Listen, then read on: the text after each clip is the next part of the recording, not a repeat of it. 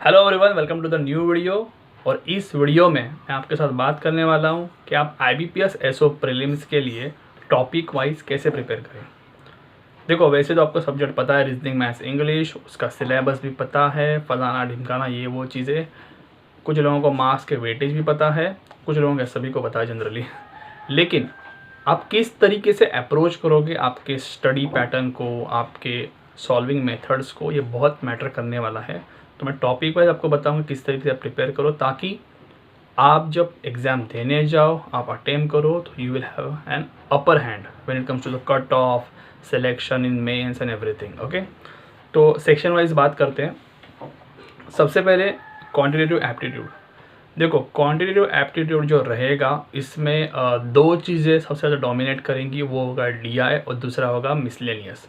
Miscellaneous मतलब arithmetic chapter, जैसे वो time and work, simple interest, compound interest, word problems. Okay, अगर मैं गलत नहीं हूँ तो ये दोनों मिला के 35 मार्क्स तो मिनिमम होंगे, दोनों मिला के। ठीक है, अगर मैं मान लो 3 DI पकड़ूँ और 20 मार्क का अरिथमेटिक, या फिर उल्टा करो, किसी DI को 4 कर दो, 20, ये 15, पर ये इनका डोमिनेंस रहेगा डेफिनेटली।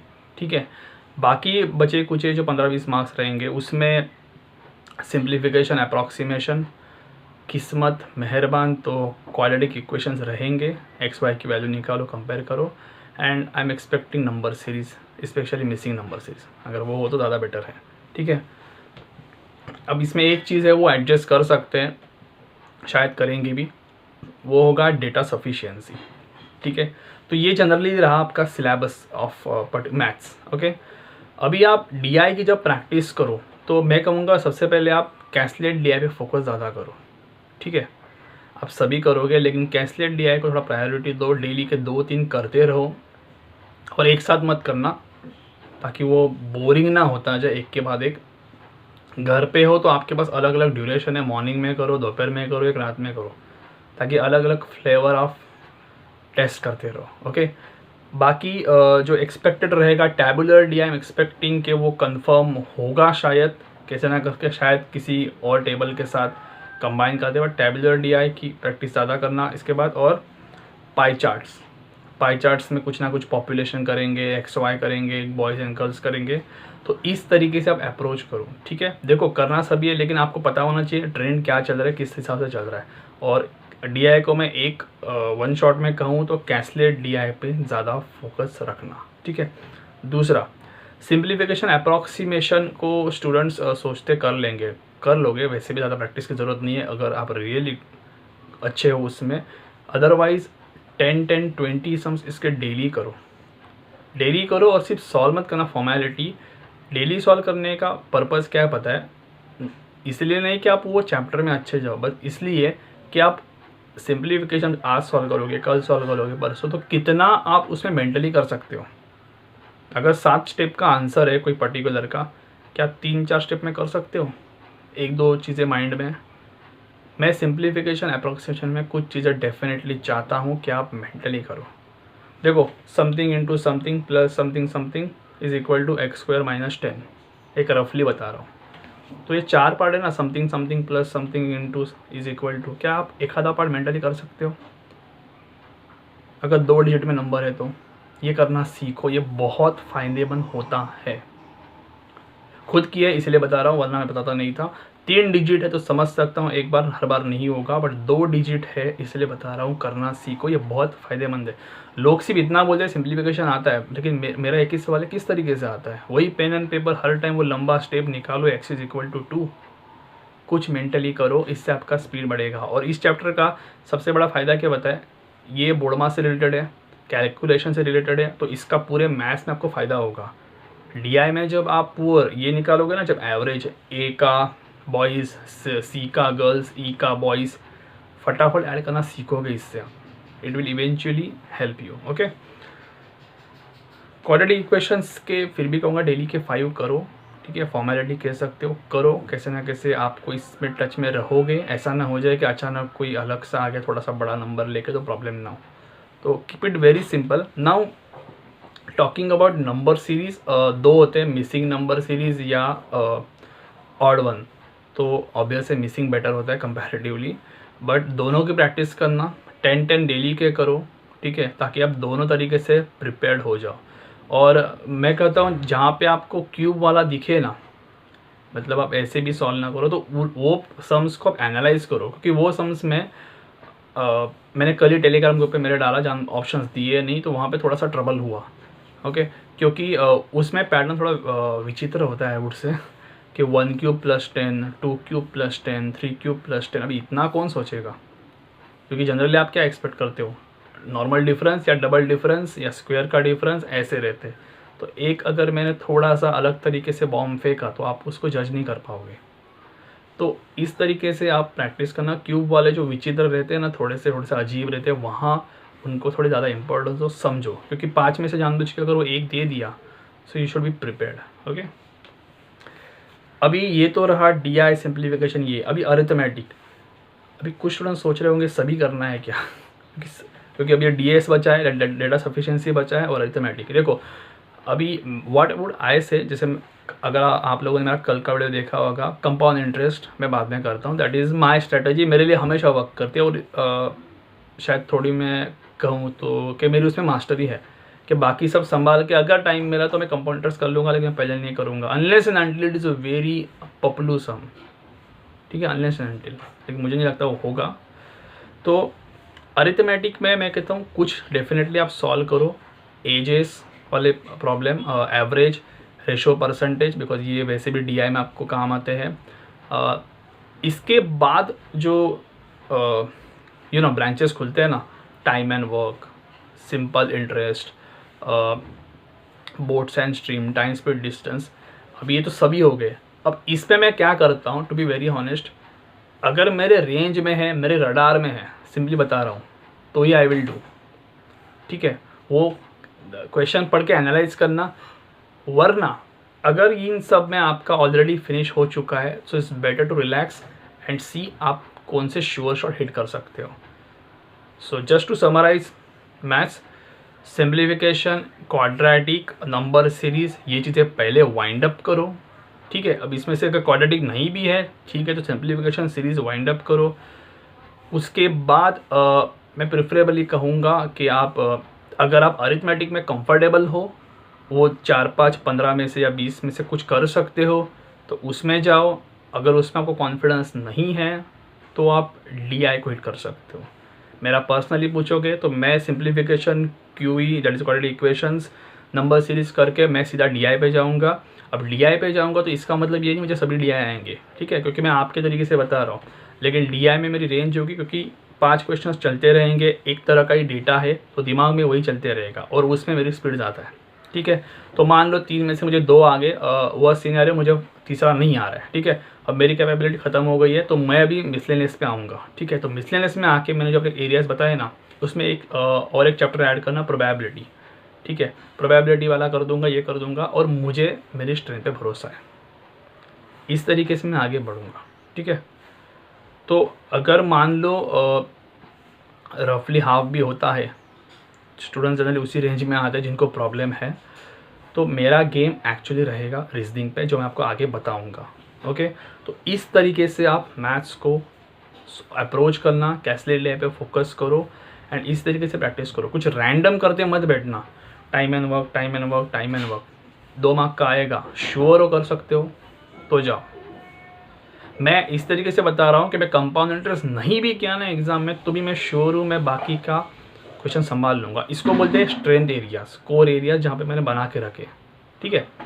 अब जाते हैं इंग्लिश की ओर। इंग्लिश में देखो, feelers, errors, correction, easy level के आए ना, ये फटाफट पहले वाइंड अप करो, ये पहले ख़त्म करो।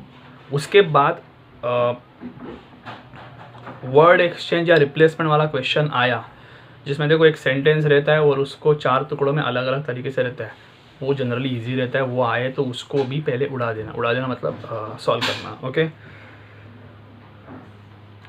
अब जो बचे बड़े बड़ी चीज़ें, cloze test, parajumbled, match the column. अभी देखो इसमें क्या होता है, हर एक चीज़ में ऑर्डर बताना सही भी नहीं होगा, क्योंकि जैसे मैंने मैथ्स में भी कहा था, आपको सब होने के बाद डी आई कम्फर्टेबल है या अरिथमेटिक, मुझे डी आई कम्फर्टेबल है तो मैं वैसे जाऊँगा, और ये स्ट्रेंथ आपको ही पता होगी, ठीक है। प्रेफरेबल मैंने डी आई क्यों कहा, क्योंकि मुझे वो 5 क्वेश्चन एक साथ देके अच्छा लगता है एक ही डेटा पे, या अलग अलग सर्च करो, पढ़ो, डिसाइड करो, फिर 1 मिनट के बाद बोलो मुझे करना ही नहीं है, तो 1 मिनट फालतू में मैंने वेस्ट किया, तो वो मुझे करना नहीं है।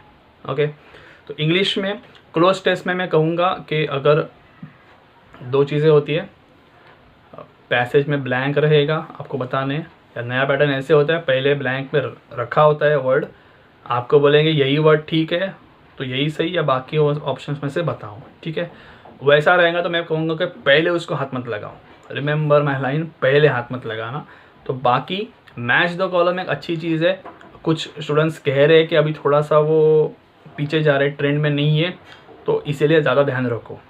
यहाँ पे 3 स्टेटमेंट दूंगा ABC, यहाँ पे DEF मैच कर रहे हैं कौन से स्टेटमेंट बराबर है, ठीक है। और मैं अगर पेपर सेटर होता तो ये देता था, क्योंकि इससे स्टूडेंट्स को थोड़े मार्क्स ज़्यादा मिलते हैं।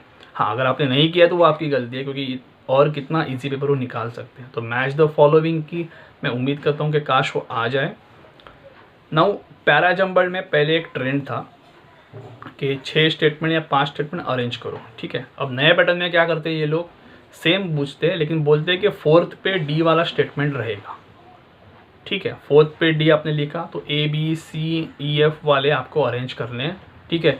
अब ऐसे अलग अलग 5 क्वेश्चंस, मैं आपको कहूँगा आपकी इंग्लिश एकदम वीक है एकदम, या कॉन्फिडेंट नहीं हो तो इसको हाथ पहले मत लगाओ, क्योंकि एक बार बनाना तो ठीक था लेकिन 5-5 क्वेश्चंस के लिए अलग दिमाग लगाओ।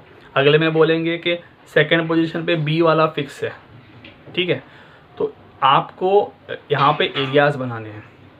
मैं होता हूँ तो टू बी वेरी ऑनेस्ट 5 में से 2-3 करता हूँ, निकल जाता हूँ। 5 नहीं कहूँगा, that won't be fair, okay. तो 5 में से 2-3 करता हूँ। और आगे एक चीज़ अगर पूछते हैं, काफ़ी बार पूछे भी गए, सेंटेंस कनेक्टर। देखो सेंटेंस कनेक्टर की प्रैक्टिस अच्छे से करो, ऐसा नहीं होना चाहिए वहाँ पे जाके ये क्या हो गया, अरे यार ये ए वाला भी करेक्ट लग रहा है, B वाला भी।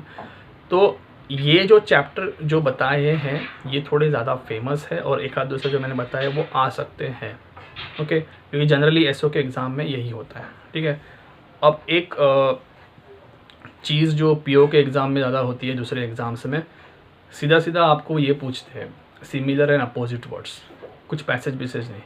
अब उसके लिए एक ही चीज़ है, आपको वो वर्ड का मीनिंग पता है तो आता है, नहीं तो हरिओम, आगे जाना है, ठीक है। मैं उम्मीद नहीं करता हूँ वो नहीं आए तो बेटर है, बट उसके लिए मैं इतना कहता हूँ डेली के पढ़ते जाओ। मैं भी कुछ शेयर करते जा रहा हूँ टेलीग्राम पे, वरना मेरे हिसाब से वो 7-8 mark, to be very honest डरा नहीं रहा हूँ, उसको क्लिक ना करे तो ही बेटर है। अगर वो क्वेश्चन आए तो 6-7 मार्क्स के लिए, क्योंकि फालतू में आप अंधाधुंधी क्लिक करोगे, उससे अच्छा मैं आरसी का पढ़ के एक सवाल सॉल्व कर लूँगा, पढ़ूँगा उसके लिए आरसी, अदर देन अंधाधुंधी कुछ भी क्लिक करना, ठीक है। तो इस तरीके से जनरली होगा, और 5-5 के सेट में या 10-10 के सेट में क्वेश्चन आएंगे। और सबसे ज़रूरी चीज़ मैंने जानबूझ के लास्ट में रखी थी, आरसी कंफर्म नहीं, बट आई एम एक्सपेक्टिंग, या फिर आप पढ़ना शुरू करो कि आरसी जो कोविड-19 चल रहा है 2 सालों से अभी, उसके रिलेटेड ना पैसेजेस या जो भी आर्टिकल्स आते हैं वो पढ़ना शुरू करो, ठीक है। आप हिंदू एडिटोरियल पढ़ते ही होंगे, तो कोविड-19 को थोड़ा प्रायोरिटी दो, और उसमें अभी आप पढ़ोगे, मान लो कि टाइम्स ऑफ इंडिया में कोई आया कोविड-19 के बारे में, आप पढ़ते जा रहे हो, फिर वो पढ़ने के बाद ना ऑब्वियसली नीचे क्वेश्चंस तो होंगे नहीं, तो आप वो आर्टिकल में देखो आपको कौन से वर्ड के मतलब पता नहीं है, उसको गूगल पे या अपने डिक्शनरी में ढूंढो और अपनी डायरी बनाओ। सिखाना किसको है? खुद को, ठीक है। तो खुद के लिए वो करो।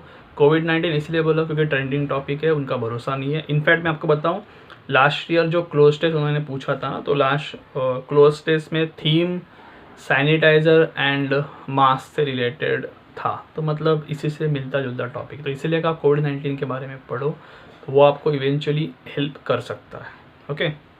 तो ये, और आरसी का वेटेज 2 आरसी जनरली रहेंगे, पकड़ो 18 से 20 मार्क, ठीक है। 20 मैक्सिमम होते हैं, कम किए किसी में तो 17-18, इसी हिसाब से आपको बता रहा हूँ, ठीक है। तो ये रहा इंग्लिश का। और देखो इसके मैंने इंग्लिश में हमेशा कहा है ग्रामर को सबसे पहले इम्पोर्टेंस दो, ग्रामर स्ट्रॉन्ग करो, सिर्फ करेक्शन सॉल्व मत करना कि अच्छा ये रॉन्ग था तो हैव की जगह पे हैज़ क्यों आया, तो उसका एक्सपेंशन पढ़ो। तो क्योंकि आप ग्रामर पढ़ोगे तो डेफिनेटली आपकी बाकी चीज़ें ऑटोमेटिकली इम्प्रूव होगी। ठीक है, now reasoning my favourite, I know आपका भी है। मैथ्स जनरली किसी का होता नहीं है, होते हैं बाबा, कुछ लोग होते हैं, ऐसा नहीं है कि सभी के नहीं होते हैं। तो रीजनिंग में देखो मैं नॉर्मल टॉपिक के बारे में बात नहीं करूँगा, अगर आप बिगिनर भी हो तो भी बता रहा हूँ। आप लोग तो सब प्रैक्टिस कर रहे हो, ये डायरेक्शन, रैंकिंग, सिलॉग्स, इनइक्वालिटी और कौन सा बचा, ब्लड रिलेशन, पजल्स वगैरह वगैरह, इनपुट आउटपुट। ठीक है, तो नॉर्मल प्रैक्टिस कर लिए। तो मैं थोड़े अजीब तरीक़ों के बारे में बताता हूँ। और देखो मेरा बताने का पैटर्न थोड़ा सा अलग मैं क्यों रखता हूँ, ताकि ये सभी नहीं आएंगे डरावने, लेकिन इनमें से कोई एक भी आया तो आप मेंटली प्रिपेयर रहो। जब वैकेंट पोजीशन का आया था लीनियर अरेंजमेंट में, तो पहले बार बच्चे बौखला गए थे, लेकिन अब ये नॉर्मल है क्योंकि बाकी बच्चों ने देख लिया ट्रेंड, अभी वो संभाल सकते हैं। तो इसीलिए मैं आपको बता रहा हूँ कि कुछ चीज़ें आप समझो। सिलोगिज्म्स में आई एम एक्सपेक्टिंग 3 स्टेटमेंट रहेंगे जनरली, और उसमें 2 या 3 कंक्लूजन्स, अगर लेंदी करना तो 4 भी कर सकते हैं। तो आप इस तरीके से पैटर्न करो, सिर्फ 2 की प्रैक्टिस मत करना। 2 स्टेटमेंट 2 3 लो, 4 भी स्टेटमेंट लो, स्टेटमेंट थोड़े से बढ़ा देना, 2 से ज़्यादा करना, और उस तरीके से सॉल्व करो। और उसमें एक चीज़ बताऊँ, ओनली अ फ्यू कंक्लूजन्स वाले और सम नॉट नोट डाउन करना, ओनली अ फ्यू और सम नॉट वाले में ज़्यादा ध्यान रखना। एक हाथ दूसरा दिखने की पूरी उम्मीद है, जैसा ट्रेंड उनका चल रहा है। ठीक है, डायरेक्शन की बात करूँ, आप नॉर्मली तो सॉल्व करते ही हो, ए गोज़ वेस्ट 10 मीटर, 8 मीटर यहाँ पे गया वहाँ पे गया, तो दोनों में डिस्टेंस कितना। ठीक है, ये तो नॉर्मल हो गया, लेकिन सिंबॉलिक क्वेश्चंस इसमें आते हैं। मैं बहुत जल्द टेलीग्राम पे भी शेयर करने वाला हूँ, मेंस के पेपर में कुछ लोगों के आए हुए हैं। ठीक है, अब एसओ के पास मेंस होता नहीं है, क्योंकि मेंस में आपका पेपर एचआर, मार्केटिंग, आईटी हो जाता है, जो आपका स्ट्रीम है। तो शायद 3 मार्क के लिए अगर ये कर दे तो यू शुड बी प्रिपेयर्ड। देखो मैंने पहले ही बताया था, डरना मत, सब चीज़ें वो डिफ़िकल्ट नहीं कर सकते, लेकिन उनको वो लोग के दिमाग में ऐसा हो सकता है डायरेक्शन वाला यार चल आता है, तो जानबूझ के ऐसा कर सकते हैं। इतना डिफ़िकल्ट नहीं होता, लेकिन वहाँ पे जाके आप वो टाइम वेस्ट करोगे कि पहले मेंटली पहले प्रिपेयर्ड हो जाओ, अच्छा ऐसा भी डायरेक्शन होता है। ठीक है, तो वैसे वाले आप सॉल्व करो। देन इनइक्वालिटी कोडेड वाले ज़्यादा करना। ठीक है, नॉर्मली तो आपको आते होंगे, तो कोडेड वाले की प्रैक्टिस ज़्यादा रखो, ताकि वो टाइम मैनेज करना आपको आना चाहिए। Now when it comes to the puzzles, floor puzzle जो है वैकेंट पोजीशंस होते हैं, लीनियर अरेंजमेंट वाले जिसमें uncertain number of people and vacant position, then box puzzles, और एक सर्कुलर इनवर्ड एंड आउटवर्ड, और एक ऐसा पजल जो मिसमैच करता है। मतलब 6 लोग मान लो 4 कंपनीज में काम करते हैं, तो मैंने ऑर्डर कर दिया नंबर।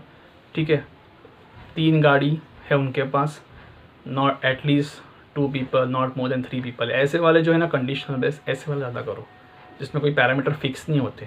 मतलब ऐसे नहीं 7 पीपल 7 कलर 7 कार, तो नॉर्मल है, तो किसी को भी आएगा, इसमें नया कुछ नहीं है।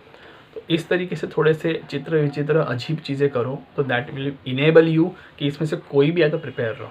ठीक है, अब इनपुट आउटपुट की बात करें, देखो आप लोग सबसे पहले ब्लड रिलेशन, रैंकिंग, डायरेक्शन, सिलॉग्स ये वगैरह सब वाइंड अप करोगे। उसके बाद 3 चीज़ें बचते हैं मैं अगर देखूँ तो, एक है पजल, दूसरा है मशीन इनपुट आउटपुट, और तीसरा है मिसलेनियस। ठीक है, और ये मिसलेनियस में मैं पकड़ रहा हूँ स्टेटमेंट वाले चैप्टर, वो course of action, then statement and assumption, conclusion, arguments वगैरह, ये सब चीज़ें जो होती है, what can strengthen the argument, ये आप चीज़ें इनपुट आउटपुट पजल। मैं फिर भी कहूँगा अगर मैं हूँ ये तीनों बचती है तो मैं सबसे पहले पजल पे जाऊँगा। ठीक है, अभी कुछ लोग इनपुट आउटपुट पे जाते हैं, फिर बड़ा गफला करते, टाइम भी वेस्ट। ठीक है, तो ये चीज़ें ना आप जानबूझ के समझो कि आपको कैसे जाना है एग्ज़ाम के लिए। ठीक है, अब मिसलेनियस, इतना स्टेटमेंट पढ़ने के बाद अगर आप डिसीज़न लेते हो कि यार नहीं हो सकता, तो पढ़ने में वेस्ट क्यों किया। फिर आप बोलोगे लेकिन से पता तो होना चाहिए, पता होना चाहिए, पढ़ना चाहिए, लेकिन 3 चीज़ें तुम लोग के सामने है ना, अभी पजल है, इनपुट आउटपुट है, मिसलेनियस है। अपना एरिया पहले बना के चलो। पजल मुझे पता है 4 में से 4 नहीं होंगे, ये मुझे पहले से पता है, लेकिन एरिया कौन सा ही लोगे, पजल लोगे। तो इस तरीके से बताता हूँ, अगर मेरी राय लोगे तो पजल पे जाओ। उसके बाद अगर 3 होते और फिर भी टाइम बचता है तो मैं कहूँगा स्टेटमेंट में से कोई करो, क्योंकि इनपुट आउटपुट में अगर आपने खाली भी टाइम वेस्ट किया अगर वो नहीं क्रैक हुआ तो आप एक भी क्लिक नहीं कर पाओगे। लेकिन ये स्टेटमेंट में से कुछ ना कुछ आपको जल्दी क्लिक हो सकता है। What can be inferred from the passage, what can be concluded from the passage. ठीक है, मैं मिसलेनियस पे अलग से टॉपिक बनाऊंगा, अलग से वीडियो बनाऊंगा आपके लिए रीजनिंग के लिए, जिसमें आपको और डिटेल बताऊंगा। बट इस तरीके से आप ऑर्डर रखो। ठीक है, अभी टाइम नहीं है आपका सिर्फ नॉर्मल क्वेश्चन सॉल्व करने का, अभी थोड़ा सा मेच्योर हो जाओ। पिछले नहीं इसी साल के एग्जाम पेपर देखो क्या चल रहे हैं, किस तरह के क्वेश्चन है, और उसके लिए आप रेडी रहो। ठीक है, तो इस तरीके से आप प्रिपेयर रहना, टेंशन मत लेना। मैं सिर्फ आपको इन एडवांस बता रहा हूँ ताकि बाद में आपको दिक्कत ना हो, ये वो बदल हो गया नहीं हो गया। और याद रखो, डरा नहीं रहा हूँ, ना ही आपकी काबिलियत पे शक है। चारों बदल आपको नहीं आएंगे, ये बात नॉर्मल है। मैं मुंह पे बोलता हूँ मैं पे जाऊँगा, चारों बदल नहीं करूँगा, 3 करके आऊँगा, 2 करके आऊँगा, लेकिन मैं गेम संभाल लूँगा, क्योंकि मुझे रीजनिंग में ही ज़्यादा स्कोर करना है। ठीक है, तो ये मत सोचना चारों बदल मुझे नहीं आए, नहीं, एक आधा स्किप करने जैसा होगा, क्योंकि मैं आपको जो पजल दे रहा हूँ और जो बता रहा हूँ वो ऐसे ही है कि एक आधा पजल ट्रैवल करने के लिए होगा। ठीक है, क्योंकि उनको प्रीलिम्स में ही सब कवर करना है ना, मेंस तो उनके पास बचता नहीं है एसओ के पास। तो इस तरीके से आप प्लान कीजिए, डेफिनेटली प्रैक्टिस अच्छी होगी। और स्मार्टली करो, मैथ्स में मेंटली थोड़ा करना सीखो, पेन को थोड़ा टच करना अवॉइड करो, कम से कम नंबर सीरीज़ या सिंप्लीफिकेशन के लिए कम स्टेप्स इस्तेमाल करो, and this is how you will grow. एक टाइमर सेट करो नवंबर 30 तक या कुछ 10 दिनों तक कि आप कुछ तो प्रोग्रेस डेफिनेटली करने चाहिए। ठीक है, मिलते हैं नए वीडियो में। Wish you all the best.